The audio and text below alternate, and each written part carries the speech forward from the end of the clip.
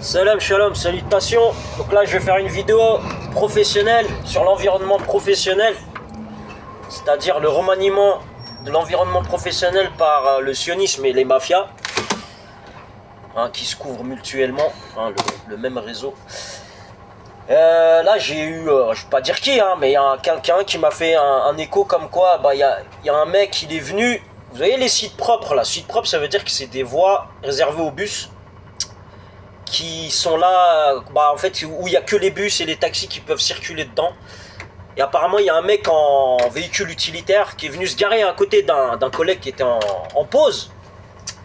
Et déjà, le mec, il a rien à foutre ici. Déjà, normalement, il y a des caméras, il devrait être verbalisé, premièrement. Deuxièmement, il vient mettre la pression à un collègue. Il lui dit quoi? C'est comme moi, c'est la même chose, c'est des moyens de pression.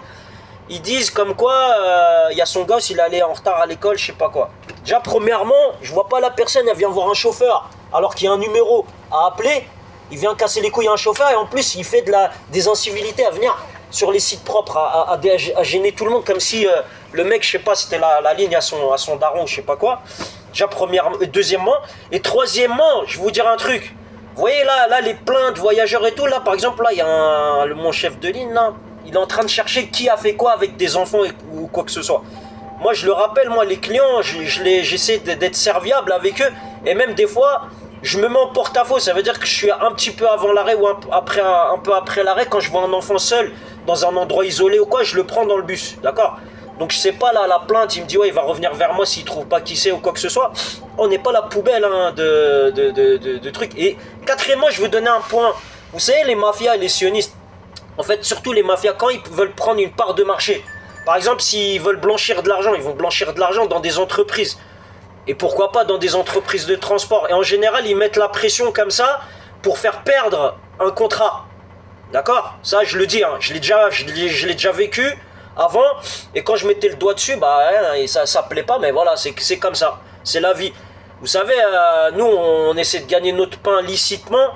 Et il y en a, ils font de l'illicite et ils sont là et ils croient qu'ils vont acheter tout le monde, qu'ils vont mettre la pression à tout le monde et tout ça. Ça sert à rien du tout, voilà. Moi, je mets cette vidéo là et je vais mettre hashtag Europol Interpol et ça s'appelle c'est limite du terrorisme. Vous voyez, c'est des pressions qui sont mises sur des personnes comme moi ou d'autres.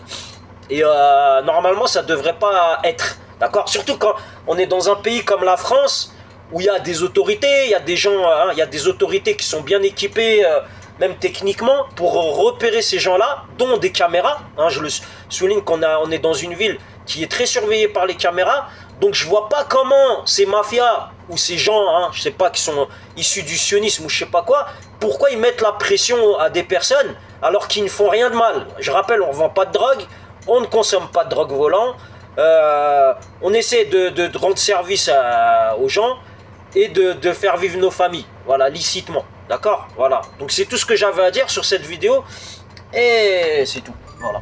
Allez, sur ce, bonne journée, et bon courage.